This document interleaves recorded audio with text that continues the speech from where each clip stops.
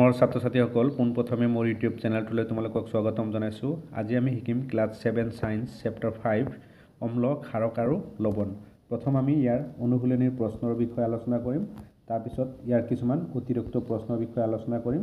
গতিকে তোমালোকে ভিডিঅ'টো শেষলৈকে চাবা।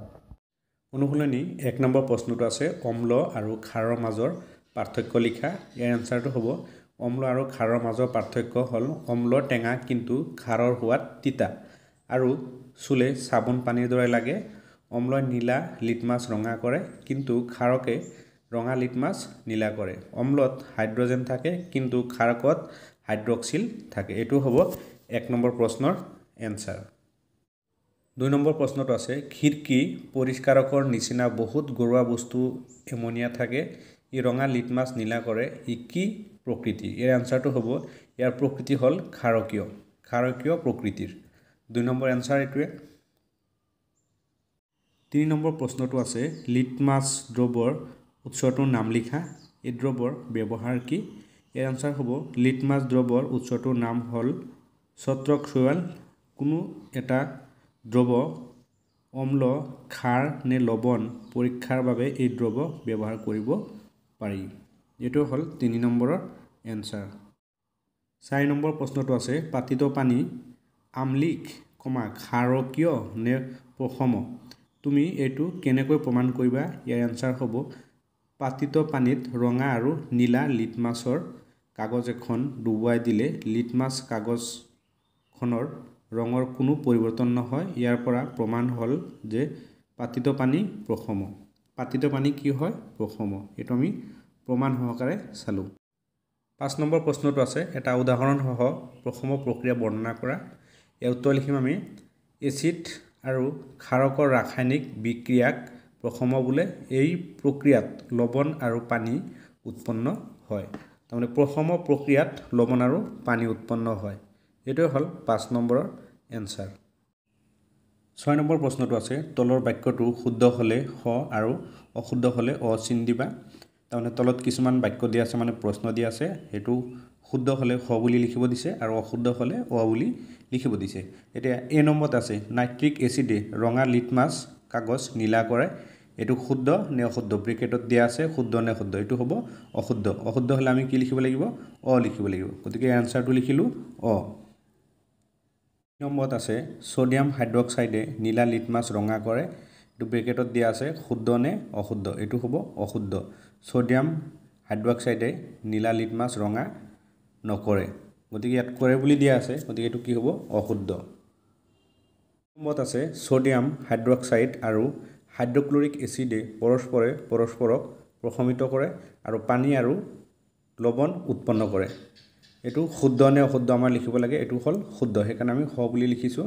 তাৰমানে ছ'ডিয়াম হাইড্ৰক্সাইড আৰু হাইড্ৰক্লৰিক এচিডে পৰস্পৰক প্ৰশমিত কৰে আৰু পানী আৰু লৱণ উৎপন্ন কৰে। এইটো হ'ল শুদ্ধ, সেইকাৰণে ইয়াৰ উত্তৰটো আমি স বুলি লিখিছোঁ, কাৰণ শুদ্ধ হ'লে স বুলি লিখিব দিছিলে আৰু অশুদ্ধ হ'লে অ বুলি লিখিব দিছিলে। ডি নম্বৰত আছে সূচক হ'ল এটা দ্ৰব্য যিয়ে ক্ষাৰকীয় আৰু আম্লিক দ্ৰব্যত বেলেগ বেলেগ বৰণ দেখুৱায়। ব্ৰেকেটত দিয়া আছে শুদ্ধ নে অশুদ্ধ? এই উত্তৰটো হ'ব শুদ্ধ। শুদ্ধ হ'লে আমি কি লিখিম? স বুলি লিখিম। আৰু ই নম্বৰত আছে ক্ষাৰকৰ উপস্থিতিৰ বাবে দন্তক্ষয় ৰোগ হয়। ক্ষাৰকৰ উপস্থিতিৰ বাবে দন্তক্ষয় ৰোগ হয়। এইটো শুদ্ধ নে অশুদ্ধ? এইটো হ'ব অশুদ্ধ। এতিয়া ডি নম্বৰ এনসাৰটো হ'ল আমাৰ শুদ্ধ আৰু ই নম্বৰ এনসাৰটো হ'ল অশুদ্ধ। শুদ্ধ হ'লে আমি স লিখিছোঁ আৰু অশুদ্ধ হ'লে অ লিখিছোঁ। 7 নম্বৰ প্ৰশ্নটো আছে ডেকা ৰেষ্টুৰেণ্টত কিছু মৃদু পনীয়া বটল আছে, কিন্তু দুৰ্ভাগ্যবশতঃ এইবোৰত লেবেল নাই। এই পনীয়াবিলাক তেওঁ গ্ৰাহকৰ চাহিদা অনুযায়ী যোগান ধৰিব লাগে। এজন গ্ৰাহকক আম্লিক, আন এজনক ক্ষাৰকীয় আৰু তৃতীয়জনক প্ৰসম পানী লাগে। কোনজনক কোনটো পনীয়া দিব লাগিব কেনেকৈ থিৰাং কৰিবা? বা কোনজনক কোনটো পানী বটল দিব লাগিব সেইটো আমি কেনেকৈ নিৰ্ণয় কৰিম? ইয়াৰ এনসাৰটো হ'ব ডেকাই কোনজনক কোনটো পনীয়া বটল দিব সেইটো তেওঁ পৰীক্ষা কৰি থিৰাং কৰিব। ইয়াত লিখিলোঁ যি পানীয়ে ৰঙা লিটমাছ নীলা কৰিব সেই পানী হ'ব ক্ষাৰকীয়। বি নম্বৰত লিখিলোঁ যি পানীয়ে নীলা লিটমাছ ৰঙা কৰিব সেই পানী হ'ব আম্লিক। আৰু যি পানীয়ে ৰঙা লিটমাছ বা নীলা লিটমাছৰ ৰং সলনি নকৰে সেই পানী হ'ব প্ৰসম এইটোৱে হ'ল 7 নম্বৰ প্ৰশ্নৰ এনসাৰ 8 নম্বৰ প্ৰশ্নটো আছে কাৰণ ব্যাখ্যা কৰা তাৰ এত আছে এচিডিটিত ভুগিলে তুমি অম্লনাশক টেবলেট খোৱা এইটো আমাৰ কাৰণ ব্যাখ্যা কৰিব লাগে কিহৰ কাৰণে খাও এৰ এনসাৰটো হ'ব এচিডিটিত ভুগিলে আমি অম্লনাশক টেবলেট খাও কাৰণ ই অতিৰিক্ত অম্ল প্ৰবাহ নাইকিয়া কৰে আৰু কষ্টৰ পৰা ৰক্ষা কৰে এইটো হ'ব এ নম্বৰৰ এনসাৰ বি নম্বৰত আছে পৰুৱাই কামুৰিলে ছালত কেলামাইন দ্ৰব্য ঘঁহা হয় এটো কিহৰ কাৰণে ঘঁহা হয় এটো আমাৰ ব্যাখ্যা কৰিব লাগে ইয়াৰ আনসাৰটো আমি লিখিম পৰুৱাই কামুৰিলে ছালত কেলামাইন দ্ৰব্য ঘঁহা হয় কাৰণ পৰুৱাৰ শুঙত ফৰ্মিক এসিড থাকে যেতিয়া পৰুৱাই কামুৰে তেতিয়া এই এসিড ভিতৰলৈ সুমুৱাই দিয়ে কামুৰাৰ প্ৰভাৱটো তেতিয়া নাই সি নম্বৰত আছে কাৰখানাৰ আৱৰ্জনাবোৰৰ জলাশয়ত পেলোৱাৰ আগত প্ৰশমিত কৰা হয় কিহৰ কাৰণে কৰা হয় হেতু আমাৰ ব্যাখ্যা কৰিব লাগিব এই আনসাৰটো আমি লিখিম কাৰখানাৰ আৱৰ্জনাবোৰ জলাশয়ত পেলোৱাৰ আগতে প্ৰশমিত কৰা হয় কাৰণ কাৰখানাৰ আৱৰ্জনাবোৰত অম্ল থাকে যদি এই আৱৰ্জনাসমূহ পুনে পুনে জলাশয়লৈ যাব দিয়া হয় তেনেহলে ই পানীত থকা মাছ কাছ আৰু বিভিন্ন প্ৰাণীবোৰক ধ্বংস কৰিব সেই কাৰণে কাৰখানাৰ আৱৰ্জনাবোৰ জলাশয়ত পেলোৱাৰ আগত প্ৰশমিত কৰা হয় এটো হ'ব সি নম্বৰৰ এনসাৰ 9 নম্বৰ প্ৰশ্নটো আছে তোমাক তিনিটা জুলীয়া পদাৰ্থ দিয়া হৈছে এটা হাইড্ৰক্লোৰিক এসিড আনটো সোডিয়াম হাইড্ৰক্সাইড আৰু তৃতীয়টো হ'ল চেনিৰ দ্ৰব্য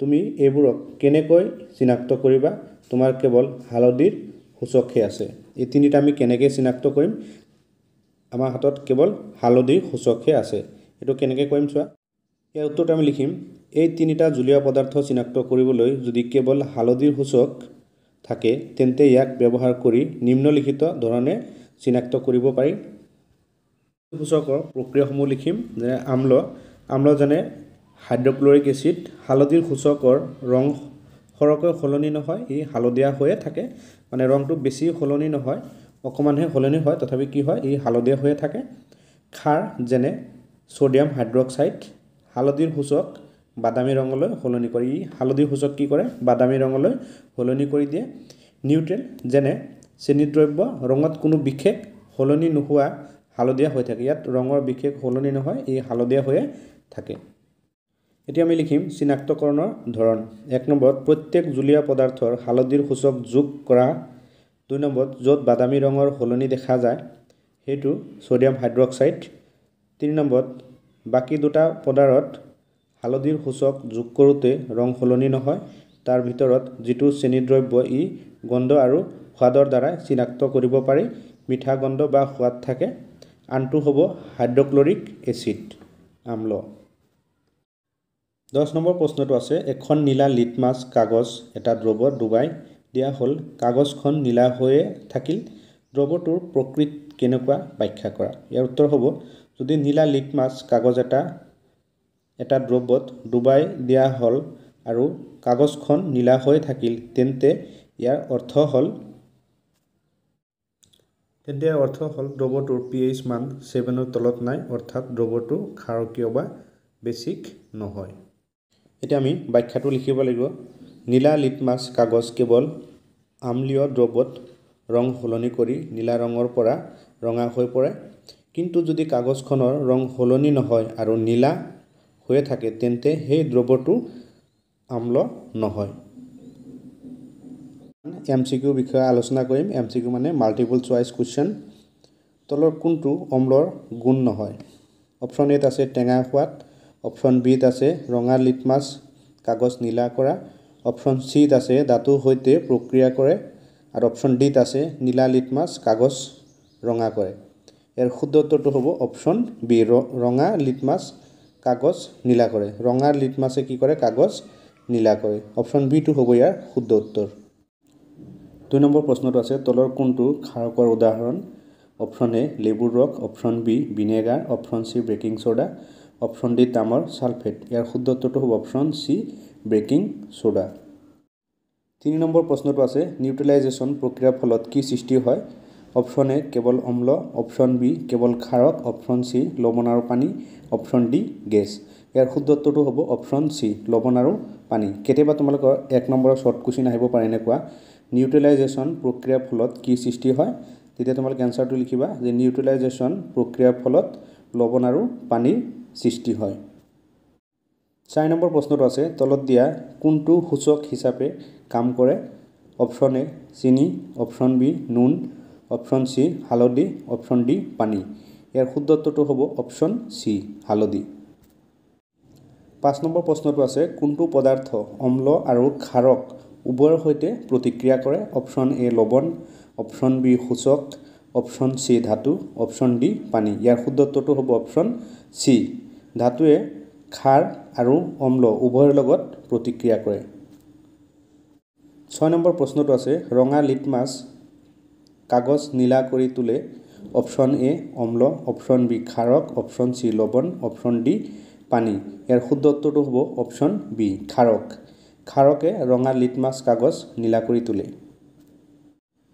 7 নম্বৰ প্ৰশ্নটো আছে লেবুৰ ৰসত থকা প্ৰধান অম্লটো হৈছে option A hydrochloric acid option B citric acid option C acetic acid option D nitric acid ইয়াৰ শুদ্ধ উত্তৰটো হ'ব অপশ্যন বি সাইট্ৰিক এচিড কেতিয়াবা তোমালোকৰ এনেকুৱা প্ৰশ্ন আহিব পাৰে 1 নম্বৰৰ কাৰণে যে লেবুৰ ৰসত থকা প্ৰধান অম্লটো কি তেতিয়া তোমালোকে কি লিখিবা সাইট্ৰিক এচিড 8 নম্বৰ প্ৰশ্নটো আছে অম্ল কাক বোলে বা অম্ল কি এটো কেতিয়াবা তোমালোকৰ পৰীক্ষাত আহে তেতিয়া লিখিবা তোমালোকে যি পদাৰ্থে পানীৰে বিক্ৰিয়া কৰিলে হাইড্ৰজেন আয়ন উৎপন্ন কৰে হাইড্ৰজেন আয়ন মানে H+ উৎপন্ন কৰে তাক অম্ল বোলে উদাহৰণ লিবুৰ ৰস টমেটোৰ ৰস হাইড্ৰক্লোৰিক এচিড আদি অম্লৰ দৰে ব্যৱহাৰ কৰে এটো হল 8 নম্বৰ প্ৰশ্ন এনসাৰ 9 নম্বৰ প্ৰশ্নটো আছে ক্ষাৰক কাক বোলে বা ক্ষাৰক কি ইয়াৰ এনসাৰ হ'ব যি পদাৰ্থে পানীৰে বিক্ৰিয়া কৰিলে হাইড্ৰক্সাইড আয়ন উৎপন্ন কৰে তাক ক্ষাৰক বোলে উদাহৰণ সোডিয়াম হাইড্ৰক্সাইড কেঁচু পানী একেটা হল উদাহৰণ 10 নম্বৰ প্ৰশ্নটো আছে লৱণ কি দৰে গঠিত হয় ইয়াৰ এনসাৰ হ'ব অম্ল আৰু ক্ষাৰক বিক্ৰিয়াৰ ফলত যি পদাৰ্থৰ সৃষ্টি হয় তাক লৱণ বোলে এই বিক্ৰিয়াটোক নিউট্ৰেলাইজেশ্যন বিক্ৰিয়া বোলা হয় উদাহৰণ HCl + NaOH কাৰ্চিন NaCl + H2O 11 number প্ৰশ্নটো আছে সূচক কাক বোলে ইয়াৰ উত্তৰ হ'ব যি পদাৰ্থে অম্ল আৰু ক্ষাৰকৰ মাজত পাৰ্থক্য বিচাৰিব পাৰে তেনে পদাৰ্থক সূচক বোলে উদাহৰণ লিটমাছ আৰু হালধি 12 নম্বৰ প্ৰশ্নটো আছে লিটমাছ সূচকৰ ব্যৱহাৰ কি ইয়াৰ উত্তৰ হ'ব নীলা লিটমাছ অম্লত ৰঙা সেউজীয়া হৈ পৰে আৰু ৰঙা লিটমাছ ক্ষাৰকত ৰং নীলা হৈ পৰে 13 নম্বৰ প্ৰশ্নটো আছে নিউট্ৰেলাইজেশ্যন বিক্ৰিয়া কাক বোলে যেতিয়া অম্ল আৰু ক্ষাৰক একেলগে বিক্ৰিয়া কৰে আৰু লৱণ আৰু পানী সৃষ্টি কৰে তাক নিউট্ৰেলাইজেশ্যন বিক্ৰিয়া বোলে 14 নম্বৰ প্ৰশ্নটো আছে ঘৰুৱা কিছু অম্লৰ নাম লিখা এই আনসাৰটো হ'ব নেমুৰ ৰস হল সাইট্ৰিক এচিড টমেটোৰ ৰস টাৰ্টাৰিক এচিড দৈ লেক্টিক এচিড আম এচিটিক এচিড 15 নম্বৰ প্ৰশ্নটো আছে ঘৰুৱা কিছু ক্ষাৰকৰ উদাহৰণ দিয়া ইয়াৰ উত্তৰ হ'ব কেঁচু পানী সাবানৰ পানী বেকিং সোডা 16 নম্বৰ প্ৰশ্নটো আছে সূচকৰ ধৰণ কেইবিধ নাইবা প্ৰশ্নটো এনেকুৱা আহিব পাৰে সূচক কেই প্ৰকাৰ আৰু কি ইয়াৰ উত্তৰ লিখিম আমি সূচক প্ৰদানকৈ দুই প্ৰকাৰ হয় 1 নম্বৰত হল প্ৰাকৃতিক সূচক উদাহৰণ দিবলৈ ক'লে লিটমাছ আৰু হালধি আৰু 2 নম্বৰত হল কৃত্ৰিম সূচক ইয়াৰ উদাহৰণ হল মিথাইল অৰেঞ্জ মোৰ ছাত্ৰ-ছাত্ৰীসকল আজি ভিডিঅ'টো ইমানে আছিলে তোমালোকে যদি মোৰ চেনেলটোত নতুন আহিছা চেনেলটো সাবস্ক্ৰাইব কৰি দিবা লাইক কৰিবা কমেন্ট কৰি মোক জনাবা ভিডিঅ' কেনে পাইছা আৰু বন্ধু-বান্ধৱীৰ মাজত শ্বেয়াৰ কৰি দিবা